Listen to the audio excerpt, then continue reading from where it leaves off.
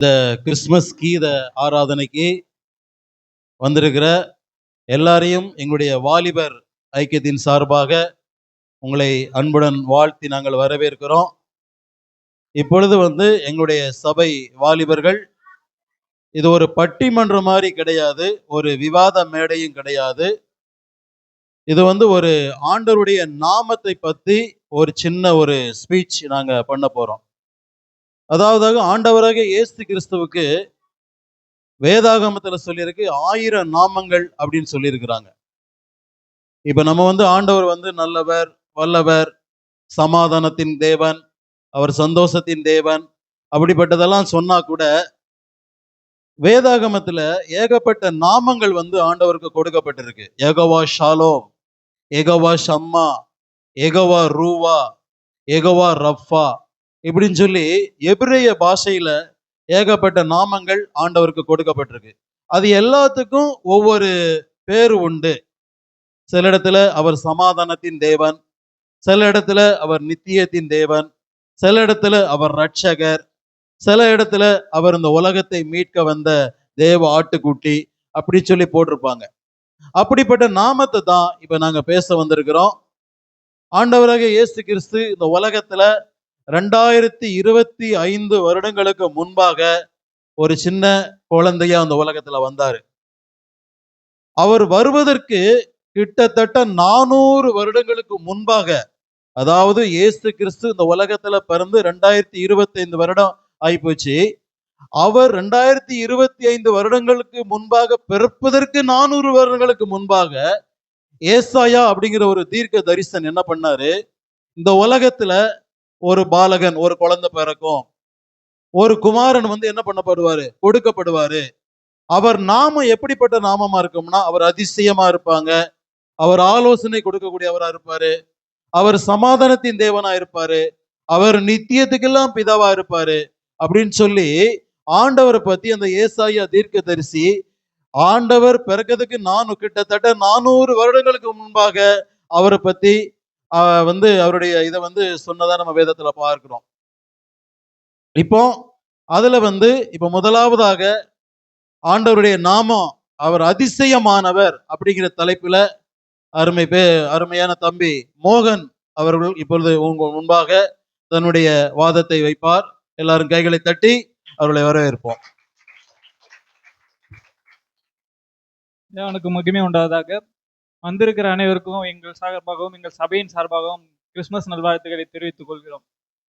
ஏசாயா 9ஆம் அதிகாரம் 6வது வசனம், நமக்கு ஒரு பாலகன் பிறந்தார், நமக்கு ஒரு குமாரன் கொடுக்கப்பட்டார், கர்த்தத்துவம் அவர் தோளின் மேல் இருக்கும், அவர் நாமம் அதிசயமானவர், ஆலோசனை கர்த்தா, வல்லமை உள்ள தேவன், நித்திய பிதா, சமாதான பிரபு எனப்படும். இதுல என்ன சொல்லப்பட்டிருக்கு அப்படின்னா, நம்முடைய தேவனுக்கு இதெல்லாம் ஒரு பெயர். ஒரு எடுத்துக்காட்டோட உங்களுக்கு ஆரம்பிக்கிறேன். எனக்கு ஸ்கூல் படிக்கும் போது சொன்னாங்க, ஒருத்தவன் பண்றதெல்லாம் திருட்டு வேலை, ஆனா பேர் உத்தமன். ஒருத்தவனுக்கு அறிவு இல்லைன்னா அறிவாளன்னு பேர் இருக்கும், ஆனா அவனுக்கு படிப்பே கொஞ்சம் கூட வராது அப்படின்னு.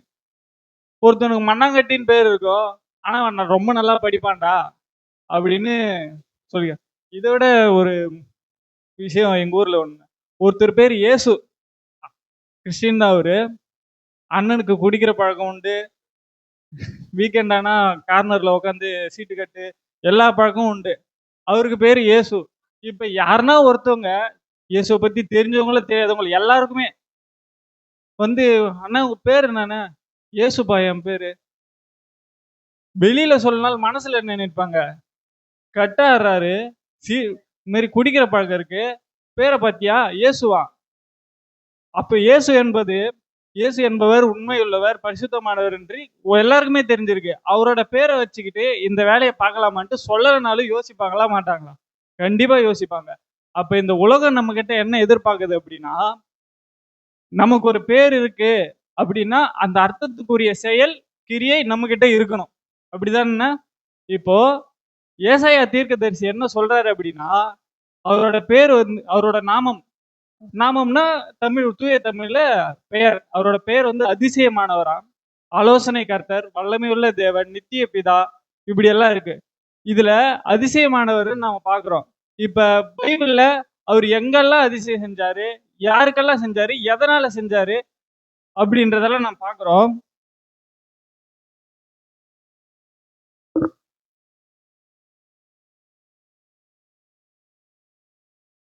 தாவீது சங்கீதக்காரன் தாவீது சொல்லுகிறார் 72ஆம் அதிகாரம் 18ஆம் வசனத்துல அவரே அதிசயங்களை செய்கிறவர்.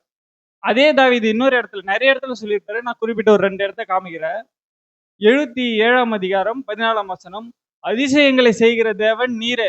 தாவீது இப்படி உரிமையா சொல்றதுக்கு காரணம் என்ன? அவரோட சிறு வயதுல இருந்தே சின்ன வயசுல இருந்து ஆடு மேய்க்கிறவரை கூட்டிட்டு வந்து ஒரு பெரிய பெரிய ஜனங்களுக்கு ராஜாவாக வைத்தது, ஒரு பெரிய யுத்த வீரனை சின்ன குழாங்கல்லால அடிச்சு சாச்சது, இதெல்லாம் பார்க்கணும். இதெல்லாம் தாவீதோட வாழ்க்கையில ஏசப்பா செஞ்ச அதிசயமான காரியங்கள். அதனால அவர் உரிமையா சொல்றாரு, அதிசயங்களை செய்கிற தேவன் நீரே அப்படின்னு. இப்போ யோபு சொல்றாரு, ஆராய்ந்து முடியாத பெரிய காரியங்களையும் எண்ணி முடியாத அதிசயங்களையும் செய்கிறவர் நீரே. இப்ப இவரு யோபுவோட வாழ்க்கையில செஞ்சதை பாத்தீங்கன்னா எல்லாமே இல்லாம போயிடும். எல்லாத்தையுமே இருக்க வச்சவர் தேவன்னா ஒரு சூழ்நிலையால எல்லாமே இல்லாம பண்ணியும் திரும்பவும் இழந்ததை எல்லாம் மீட்டு கொடுப்பார், இறந்த பிள்ளைகளையும் மீட்டு கொடுப்பார். இது யோபுடைய வாழ்க்கையில் தேவன் செய்த அதிசயமான காரியங்கள். இப்ப எரேமியா தீர்க்கதரிசி சொல்லுகிறார், எரேமியா தீர்க்கதரிசி நடந்ததெல்லாம் இது வரைக்கும் நடந்ததையும் பார்த்திருப்பாரு, இனிமேல் நடக்க போறதையும் அவரை கொண்டு வெளிப்படுத்துறாரு. இப்ப எரேமியா தீர்க்கதரிசி சொல்லுகிறார், உம்மாலே செய்யக்கூடாத அதிசயமான காரியம் ஒன்றும் இல்லை.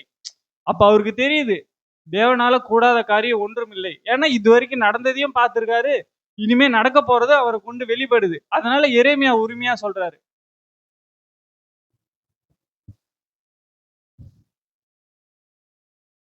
இப்போ இவர்களுக்கெல்லாம் அதிசயத்தை காண்பித்த தேவன் உரிமையா ஒரு புகழ்றாங்க, பாடுறாங்க அப்படின்ற பட்சத்துல நமக்கு அதிசயத்தை செய்கிற தேவன் அதிசயமானவர். நம்முடைய வாழ்க்கையில அதிசயமானதை செய்யணும் அப்படின்னா என்ன பண்ணணும் அப்படின்னா, அதிசயமானவரை விசுவாசிக்கணும். ஏன் அப்படின்னா ஒரு பேரே அதிசயமானவர். விசுவாசம்னா என்ன? விசுவாசமானது நம்பப்படுகிறவர்களின் உறுதியும் காணப்படாதவைகளின் நிச்சயமா இருக்கிறது. விசுவாசத்தினால் நீதிமான் பிழைப்பான். இது மாதிரி விசுவாசம் அப்படின்ட்டு விசுவாசத்தால் வேதத்துல அநேக இடத்துல எல்லாருக்குமே அதிசயங்களை நடக்கிறத நம்ம பாக்குறோம்.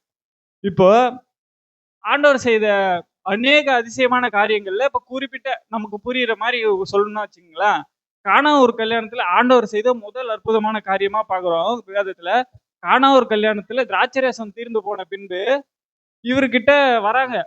இப்ப மரியாள் கிட்ட போய் சொன்ன உடனே இது நீங்க அவர்கிட்ட போய் சொன்னாதான் இது நடக்கும் அப்படின்ற சொல்லும் பட்சத்துல இவங்க போய் அவர் எப்படி இதெல்லாம் பண்ணுவாரு, அவரால் முடியுமா அப்படின்னு விசுவாசிக்காம இருந்திருந்தாங்கன்னா அன்னைக்கு அந்த கானாவூர் கல்யாணத்துல அற்புதம் நடந்திருக்காது. அவங்க மரியாள் போய் சொன்ன உடனே ஏசப்பா கிட்ட போய் இந்த மாதிரி திராட்சரசம் காலி ஆயிடுச்சுங்க, இப்ப என்ன பண்றதுன்னு தெரியல, பந்தியெல்லாம் பாதியில நிக்குது. இப்ப நம்ம வீட்டு கல்யாணத்துல வந்தவங்க சாப்பிடாமலோ இல்ல சாப்பாடு இல்லாமலோ நின்று இருந்தா நம்ம இருப்போமா? பட்டுன்னு இதை போய் வாங்கிட்டு வா, அதை போய் வாங்கிட்டு வா, பட்டுன்னு அதை ரெடி பண்ணு, வந்தவங்களுக்கு ஏதாவது ரெடி பண்ணி கூட அவங்க வந்தவங்க வெறுமையா போகக்கூடாதுன்னு இருக்கும்ல. இதேதான் அங்கேயும். இப்ப நம்ம இடத்துல சாப்பாடு பிரியாணி காலியாச்சுன்னு எப்படி வர்றோமோ அன்னைக்கு திராட்சை ரசம் அந்த கல்ச்சர்ல திராட்சை ரசம் கல்யாணத்துல ஒரு முக்கியமான பொருள்.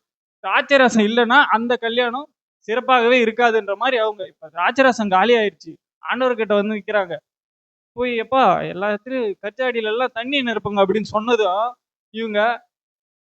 இவர் போய் செய்வாருன்றத நம்பி வந்துட்டாங்க. இப்ப கச்சாடியில தண்ணி நிரப்புங்கன்னு யாரு, நீங்க செய்வோமா நாம செய்வோமா? திராட்சரசம் காலி ஆயிடுச்சுன்னு சொல்ற, கச்சாடியில தண்ணி நிரப்ப சொல்றாரு அப்படின்ட்டு அதையும் அவங்க செய்யாம அப்படி யோசிக்காம ஆண்டவர் சொல்லிட்டாரு அப்படின்ட்டு கச்சாடியில தண்ணி நிரப்பிட்டாங்க. ஆண்டவர் ஜெபம் பண்ணி அந்த இடத்துல ஒரு அற்புதமான காரியத்தை செய்கிறார். அந்த இடத்துல குறைவுபட்ட திராட்சை ரசம் மிகுதியா இருக்கிறது, இதுவரைக்கும் பரிமாறப்பட்டது இல்லாம இது ரொம்ப மிகவும் சுவையாக இருக்கிறது என்றது நம்ம பார்க்கிறோம். அப்போ ஆண்டவர் மனிதர்கள் செய்ததே அல்ல, மனிதர்கள் செய்ததை விட மிகவும் சிறப்பாக செய்கிறவர் என்பதை நம்ம பார்க்கிறோம். அடுத்தது மரித்த லாசருவை உயிரோடு.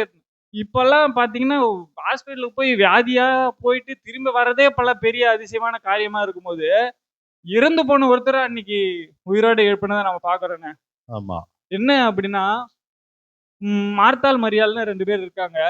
அவங்களோட சகோதரர் இறந்து போயிட்டாரு. ஆண்டவரும் அங்கிருந்து வந்துட்டாரு. இப்ப இறந்த செய்தியை கேட்டு திருப்பி ஐயா ஏசப்பா வீட்டுக்கு அங்க போகும்போது கொஞ்சம் வாதத்தை சுருக்கமா சீக்கிரமா ம், சொல்றீங்க. வந்து பார்க்கும்போது நம்ம அவங்க சகோதரிகள் சொல்றாங்க, "நீங்க எங்க கூட இருந்திருந்தா, இங்க இருந்திருந்தா என் சகோதரன் இறந்திருக்க மாட்டான்." அப்படின்ட்டு சொல்றாங்க. எவ்வளவு பெரிய விசுவாசமான வார்த்தை.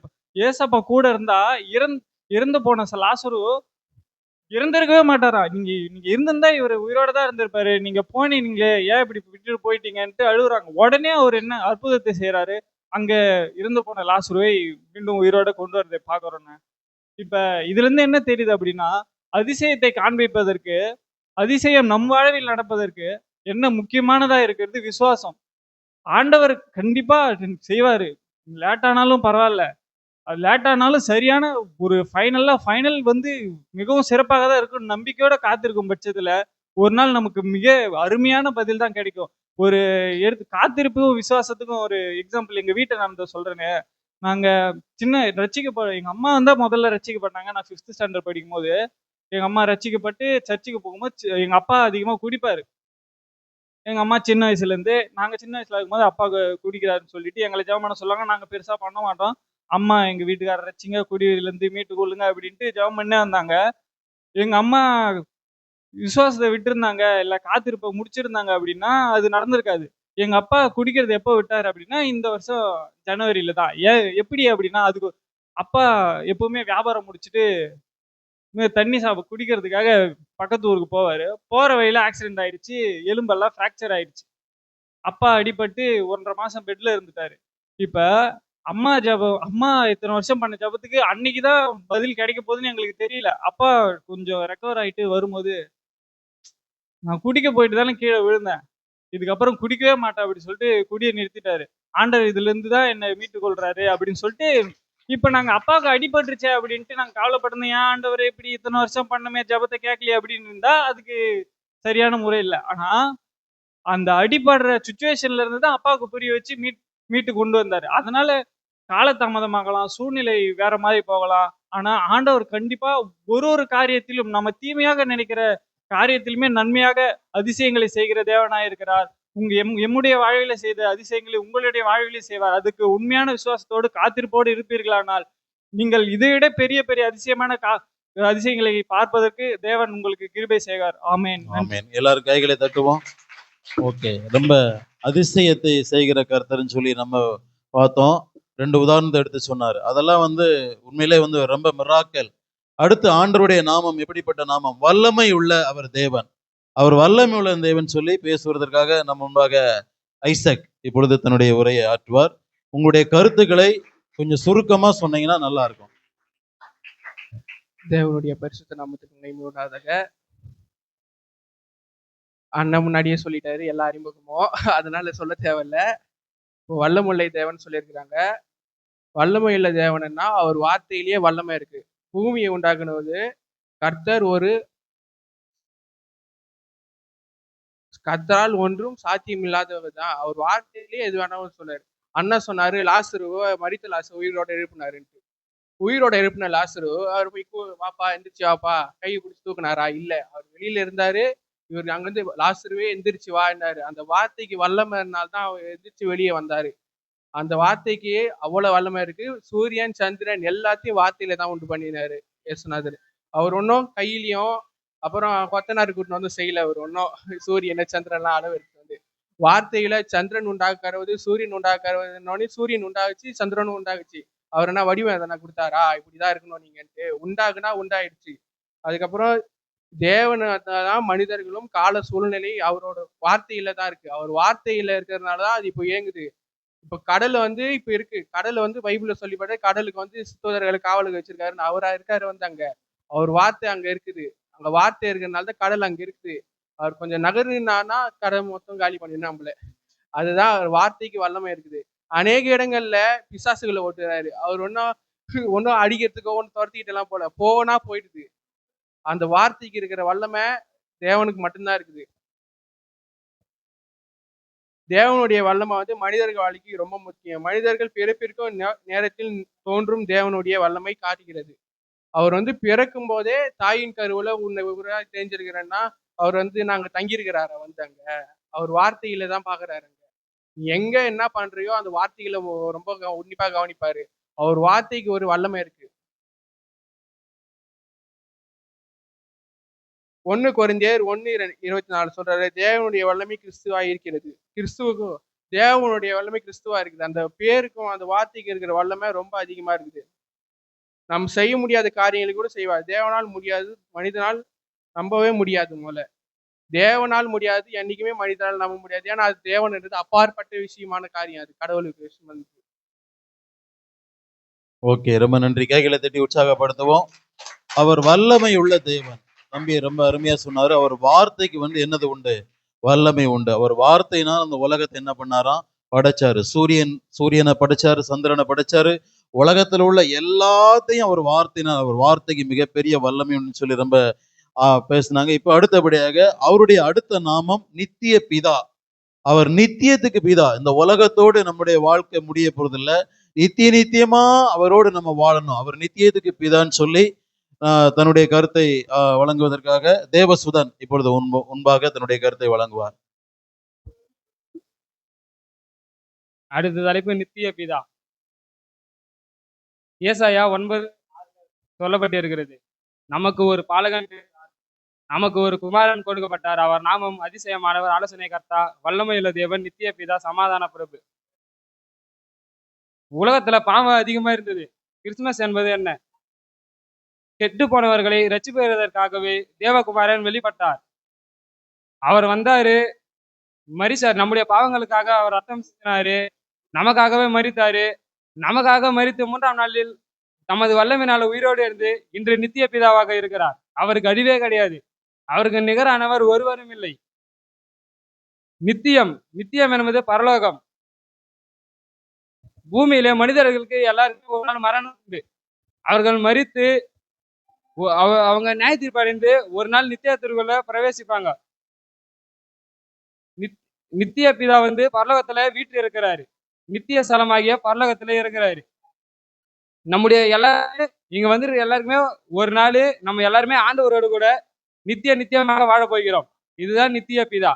அவர் வந்தாரு, மரிச்சாரு, ஆனா இப்ப நித்தியமாக வாழுறாரு நம்முடைய தேவன். நமக்கு எல்லாருக்குமே நித்திய வாழ்வை கொடுக்கிறதற்காகவே அவர் நமக்கு ஒரு பாக்கியத்தை நமக்கு தந்திருக்கிறாரு.